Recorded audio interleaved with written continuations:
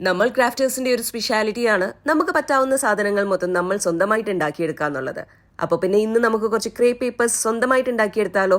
ഇതെന്റെ ആദ്യത്തെ ട്രയലാണ്, അതുകൊണ്ട് തന്നെ അതിൻ്റെതായ പോരായ്മകൾ ഇതിൽ കാണും. ബട്ട് നിങ്ങൾ ഡോണ്ട് വറി, നിങ്ങൾക്ക് എന്തായാലും ആ അമ്പിളികളൊന്നും പറ്റില്ല. എന്താന്ന് വെച്ച് കഴിഞ്ഞാൽ എനിക്ക് പറ്റിയ മിസ്റ്റേക്സ് ഒക്കെ ഞാൻ നിങ്ങളോട് പറയുമ്പോൾ നിങ്ങൾ ആ കാര്യത്തിൽ വളരെ കെയർഫുൾ ആയിരിക്കും എന്നുള്ളത് എനിക്കറിയാം. അപ്പം നമുക്ക് കാര്യത്തിലോട്ട് കിടക്കാം. ആദ്യം തന്നെ കുറച്ച് A4 സൈസ് ഷീറ്റുകൾ എടുക്കാം. അതിനുശേഷമായിട്ട് ഇഷ്ടമുള്ള കളേഴ്സ് അവിടെ അടിച്ചു കൊടുക്കാം. ഞാനിവിടെ 3 ഡിഫറെൻറ്റ് കളേഴ്സാണ് അടിച്ചിട്ടുള്ളത്.